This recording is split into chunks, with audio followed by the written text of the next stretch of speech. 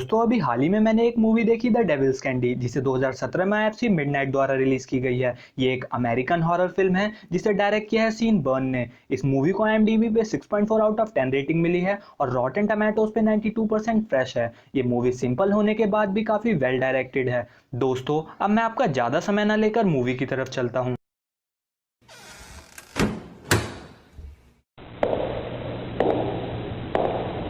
Movie के start होते ही रात के समय हम कंट्री साइड के एक घर में एक आदमी को देखते हैं जिसका नाम रेमंड था, जो कुछ अजीब वॉइसेस सुनाई देने के कारण काफ़ी परेशान लग रहा था। और तभी उन वॉइसेस से पीछा छुड़ाने के लिए वो अपनी इलेक्ट्रिक गिटार को बहुत तेज साउंड में बजाना शुरू कर देता है। तेज आवाज़ सुनकर उसकी माँ कमरे में आकर गिटार का प्लग सॉकेट से निकाल देती है। गिटार का साउंड बंद होते ही रे फिर से बड़बड़ाने लगता है कि गिटार के लाउड साउंड से उसे वो वॉइसेस सुनाई नहीं दे रही थी, जिस पर उसकी माँ कहती है कि वो अपना सामान पैक कर ले, सुबह उसके डैड उसे हॉस्पिटल ले जाएंगे और वो वहाँ से जाने लगती है। तभी रे को वो वॉइसेस तेजी से सुनाई देने लगती है। रे पीछे से अपनी माँ के सर पे गिटार से हमला करके उन्हें वहीं मार देता है और रात को ही कार लेकर वहाँ से भाग जाता है। अगले सीन में हम एक आदमी जिसका नाम जेसी था उसे पेंटिंग करते देखते हैं। तभी उसकी बेटी जोई और पत्नी एस्ट्रिड उसे रेडी होकर अपने साथ चलने को कहती है और हम देखते हैं कि वो तीनों कार में काफ़ी इंजॉय करते हुए एक घर के पास पहुँचते हैं जिसे वो खरीदने आए थे। घर देखने के बाद वो काफ़ी खुश थे। वो घर उन्हें काफ़ी पसंद आता है क्योंकि वो जिस घर में रह रहे थे ये घर उससे काफ़ी बड़ा था और उनकी एक्सपेक्टेशन से ये घर काफ़ी सस्ता भी था।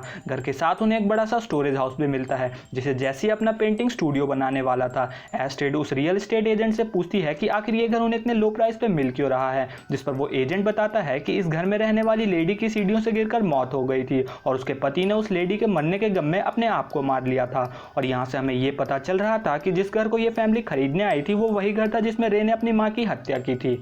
अगले सीन में हम उस आदमी रे को मोटल की खिड़कियों से अंदर झांकते देखते हैं। वो कुछ देर बाद मोटल के अंदर जाकर एक रूम लेता है और हम देखते हैं कि अभी भी उसे वो अजीब वॉइसेस सुनाई दे रही थी जिसके कारण वो काफ़ी अजीब बिहेव कर रहा था। मोटल के अंदर रे फिर से अपने रूम में तेज गिटार बजाना शुरू कर देता है। थोड़ी देर बाद उसके डोर पे एक पुलिस ऑफिसर आता है जो उसे कहता है कि किसी ने लाउड साउंड के कारण उसकी कंप्लेन की है। वो ऑफिसर उसे फर्स्ट चांस देकर छोड़ देता है, पर गिटार के बंद होते ही रे को फिर से वो वॉइसेस सुनाई दे रही थी। अभी अगले सीन में हम जैसी फैमिली को अपने नए घर में शिफ्ट होते देखते हैं, जहां नए घर में शिफ्टिंग के दौरान वो काफ़ी खुश लग रहे थे। अगले दिन जैसी अपनी बेटी जोई को स्कूल छोड़ने जाता है, जहां जोई अपने नए स्कूल में फर्स्ट डे के लिए काफ़ी परेशान लग रही थी, पर उसके डैड जैसी उसे समझाते हैं कि फर्स्ट डे सबका ही ऑड होता है। पर कुछ घंटे बाद सब कुछ नॉर्मल लगने लगता है। अपने डैड की बात मानकर जोई स्कूल के अंदर चली जाती है। घर पहुँचकर जैसी नोटिस करता है घर में कुछ वॉइसेस सुनाई दे रही है। वो वॉइसेस की डायरेक्शन में सीढ़ियों से ऊपर की तरफ जाता है, जहाँ दीवार पर पोस्टर के पीछे उसे एक क्रॉस दिखता है। थोड़ी देर बाद हम जैसी को अपने पेंटिंग स्टूडियो में देखते हैं, जहां उसे अभी भी वो अजीब वॉइसेस सुनाई दे रही थी। वो अचानक से एक पेंटिंग पे काम करना शुरू करता है और काफ़ी देर तक वो उस पेंटिंग पे काम कर रहा था। रात को जोई की माँ एस्ट्रिड काम से घर आती है, जहां वो अपनी बेटी जोई से अपने नए स्कूल के बारे में पूछती है और फिर वो जैसी को स्टूडियो में जाकर बुलाने जाती है, पर जैसी उसकी तरफ देख ही नहीं रहा था। वो पेंटिंग में खोया हुआ था। काफ़ी आवाज़ लगाने के बाद जैसी उसकी तरफ देखता है और हम देखते हैं कि जैसे उस क्रॉस की पेंटिंग बना रहा था। रात को डोरबेल की आवाज़ सुनकर जोई दरवाज़ा खोलती है, जहां हम फिर से उस आदमी रे को उसके दरवाजे पर देखते हैं, जहां वो जोई के हाथों पर फ्लाइंग वी गिटार का टैटू देखकर कहता है कि उसके पास भी फ्लाइंग वी गिटार है, जिस पर जोई कहती है कि ये उसकी फेवरेट गिटार है और वो हमेशा से इस गिटार को लेना चाहती थी। पर तभी जैसी और एस्ट्रिड वहाँ आकर कहते हैं कि आखिर वो है कौन, जिस पर वो अपना नाम रे बताता है और कहता है कि ये घर उसके माँ बाप का है जिसकी मौत कुछ दिन पहले ही हुई है। जैसी ये जानकर कहता है कि उसे उसकी फैमिली के बारे में जानकर काफ़ी दुख है और वो उसे वहाँ से जाने को कहता है। ये कहकर वो दरवाजे को बंद कर लेता है, पर वो आदमी फिर भी डोरबेल बजाए जा रहा था। जैसी कहता है कि अगर वो वहां से नहीं जाएगा तो वो पुलिस को फोन करेगा। फिर रे वहां से ये सुनते ही वहां से चले जाता है, पर जोई और एस्ट्रिड जैसी को कहते हैं कि उसे उस आदमी से ऐसे बिहेव नहीं करना चाहिए था क्योंकि उसने अपनी फैमिली को अभी अभी खोया है। हम देखते हैं कि मोटल मेरे टीवी पर किसी प्रीचर की प्रीचिंग सुन रहा था, जहां वो बता रहा था कि हम डीमंस को मूवी या पिक्चर्स में देखते हैं, वो रियलिटी में उनसे काफ़ी अलग होते हैं और डीमंस हमारे अंदर ही रहते हैं, जो इंसानों से हीनियस सिंस कमिट करवाते हैं। वो इंसानों से ही अपने भूख को मिटाते हैं। और उसी रात हम जैसी को देखते हैं जिसका पेंटिंग बिजनेस कुछ खास अच्छा नहीं चल रहा था, जहाँ उसके काफ़ी बिल्स पेंडिंग थे और अभी भी उसे वो वॉइसेस हॉन्ट कर रही थी। अगले दिन जोई को स्कूल छोड़ते वक्त जैसी और जोई नोटिस करते हैं कि वो फ्लाइंग वी गिटार उनके घर के बाहर पड़ा था, जिसे देखकर जोई काफी खुश थी। वो अपने डैड जैसी से उसे अपने पास रखने को कहती है, पर जैसी उसे मना कर देता है। जैसी अपनी बेटी जोई को स्कूल छोड़ने के बाद बेलियल नाम की आर्ट गैलरी में जाता है, जहां वो उस रिसेप्शनिस्ट से कहता है कि वो जानता है कि उस गैलरी के ओनर लियोनार्ड ने उसके पोर्टफोलियो को रिजेक्ट कर दिया है, पर उसके बनाए इस पेंटिंग को वो एक बार देख ले। काफ़ी रिक्वेस्ट के बाद वो रिसेप्शनिस्ट उसके उस पेंटिंग को देखती है, जिसे देखकर वो काफ़ी इंप्रेस होती है और वो कहती है कि वो उस गैलरी के ओनर से बात करेगी। रे घर जाकर फिर से एक नए पेंटिंग पे काम शुरू करता है और वो उस पेंटिंग को बनाते वक्त पूरी तरह उसमें खो चुका था और हम देखते हैं कि उसे अभी भी वो वॉइसेस सुनाई दे रही थी। पेंटिंग को बनाते बनाते वो नोटिस करता है कि रात हो चुकी है और वो अपनी बेटी जोई को स्कूल से लाना भूल गया। वो घबराकर तेजी से स्कूल की तरफ भागता है, जहाँ जोई उससे काफ़ी नाराज़ थी। वो जोई से माफ़ी मांगता है और कहता है कि वो पेंटिंग बना रहा था, जहाँ उसे लगा कि वो सिर्फ 5 मिनट के लिए वहाँ था, पर बाहर आने के बाद रात हो चुकी थी। जोई कहती है कि वो उसकी कसम खाए कि आगे से वो ऐसा कभी नहीं करेगा। जैसी जोई की बात मानकर उसकी कसम खा लेता है और फिर जोई कहती है कि वो उस गिटार को भी लेना चाहती है, जिस पर जैसी को उसकी बात माननी पड़ती है। घर आकर जोई गिटार के साथ काफ़ी इंजॉय करती है और उसी सुबह हम देखते हैं कि कार में कैंडी खाते वक्त रे को कुछ बच्चे खेलते नजर आते हैं, जहां उनमें से वो एक बच्चे को किडनैप करके मोटल लाता है और हम देखते हैं कि वो प्रीचर की प्रीचिंग सुन रहा था। फिर वो उस बच्चे को मारकर बॉडी के टुकड़े करके सूटकेस में डालकर उसे एक गड्ढे में डालने जाता है और उस गड्ढे के पास हम देखते हैं और भी सूटकेस पड़े थे। तभी सीन चेंज होता है और हम जैसी को फिर से पेंटिंग करते देखते हैं, जो कि काफ़ी अजीब लग रही थी। उस पेंटिंग में उसने कई बच्चे बनाए थे और सबसे अजीब बात यह थी कि उस पेंटिंग में उसने अपनी बेटी को जलते दिखाया था। उसकी पत्नी एस्ट्रिड वहां आकर पूछती है कि आखिर वो पेंटिंग ऐसी बना क्यों रहा है, जिस पर जैसी कहता है कि वो ऐसी पेंटिंग बनाते वक्त अपने आप को रोक नहीं पाता और उसे ऐसा लगता है कि ये बच्चे उससे कुछ कहना चाहते हैं। एस्ट्रिड उससे ये पेंटिंग डिस्ट्रॉय करने को कहती है, जिस पर जैसी कहता है कि वो ऐसा नहीं कर सकता क्योंकि ये पेंटिंग अभी अधूरी है। उसी रात जैसी को सपने में अपनी बेटी जलती दिखती है। वो गुस्से में आकर पेंटिंग को डिस्ट्रॉय करने जाता है, जहां फिर से उसे वो वॉइसेस सुनाई देने लगती है और हम देखते हैं कि फिर से वो उस पेंटिंग को कंप्लीट करने में लग जाता है।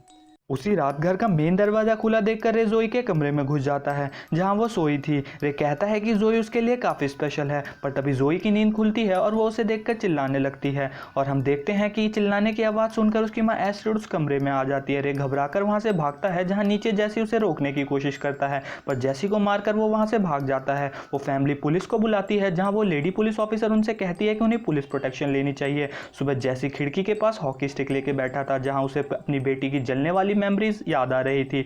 जोई सुबह स्कूल जाने के लिए अपने पेरेंट्स से परमिशन मांगती है, जिस पर उसकी मां एस्ट्रिड कहती है कि उसे कुछ दिन घर पर ही रहना चाहिए, पर जोई कहती है कि स्कूल में वो ज़्यादा सेफ रहेगी। जैसे जोई को स्कूल छोड़ने जाता है, जहां वो अपनी बेटी जोई से कहता है कि अगली बार अगर वो आदमी दिखा तो वो उसे नहीं छोड़ेगा, पर जोई बिना कुछ कहे वहां से स्कूल के अंदर चली जाती है और हम देखते हैं कि जैसी अपनी बेटी को इस हालत में देखकर काफ़ी डिप्रेस लग रहा था। तभी जैसी को उसी आर्ट गैलरी से कॉल आता है, जहाँ की रिसेप्शनिस्ट उसे बताती है कि वहाँ का ओनर उसके पेंटिंग स्टूडियो को 3 बजे देखना चाहता है, जिस पर जैसी कहता है कि वो उस समय अपनी बेटी को स्कूल से पिकअप करता है और वो ओनर से किसी और दिन मिलेगा, जिस पर रिसेप्शनिस्ट कुछ खास खुश नहीं दिखती और वो कहती है कि वो ज़्यादा से ज़्यादा मीटिंग को 2 बजे फिक्स करवा सकती है। जैसी को ना मानते हुए भी उसकी बात माननी पड़ती है। वो घर पर उस आर्ट गैलरी के ओनर का वेट करता है। काफ़ी देर बाद वो ओनर उसके घर आता है, जहाँ वो उसके स्टूडियो को देखकर कहता है कि वो उसके आर्ट पर रिस्क लेने के लिए तैयार है, पर जैसी का ध्यान अपनी बेटी को स्कूल से लाने पे था।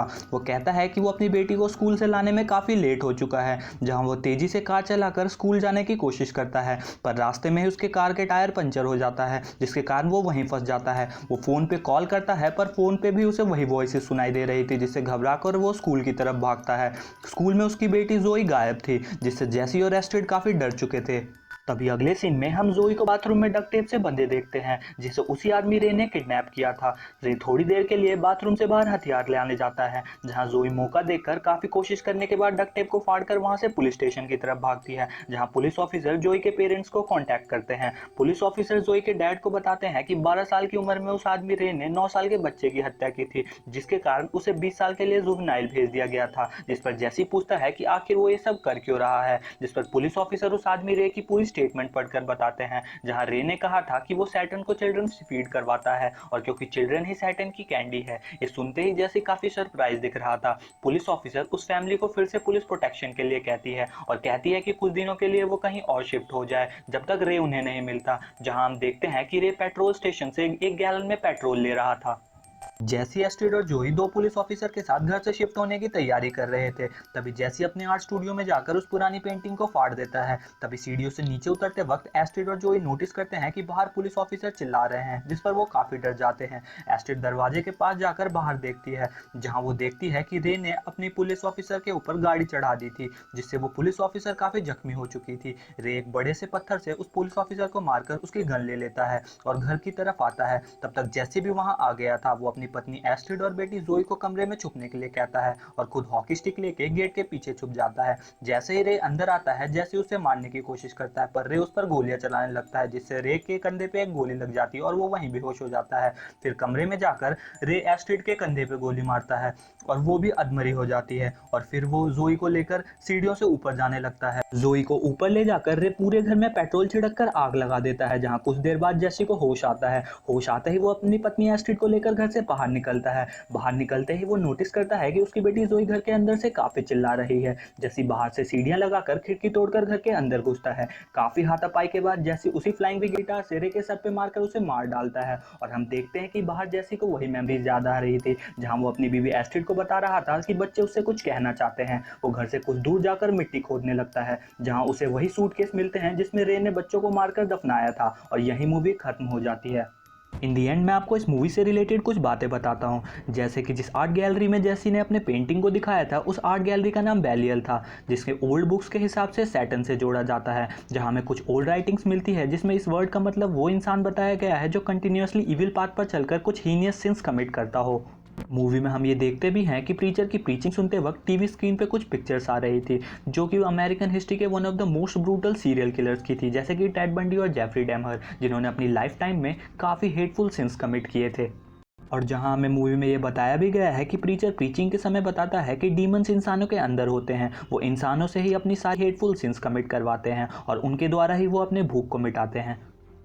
अब आपके मन में एक क्वेश्चन ये आ रहा होगा कि जैसे रे को वो वॉइसेस सुनाई देती थी जिसके गाइडेंस पे उसने कुछ हीनियस क्राइम कमिट किए थे, वैसे वॉइसेस तो जैसी को भी सुनाई देती थी, पर उसने कोई सिंफुल एक्ट कमिट क्यों नहीं किया? इसका मेन रीजन ये है कि जैसे उस वॉइसेस को रजिस्ट करके आगे बढ़ पाया था, वो वॉइसेस ने उसे काफ़ी गाइड करने की कोशिश की थी कि वो कोई स्ट्रॉन्ग एक्ट कमिट करे, पर वो इन वॉइसेस को रजिस्ट करके आगे बढ़ता है। दोस्तों, अगर आपको वीडियोस पसंद आ रही हो तो प्लीज़ लाइक, शेयर और सब्सक्राइब जरूर करिएगा। इससे हम मोटिवेट होंगे और आपके लिए आगे वीडियोस बनाते रहेंगे।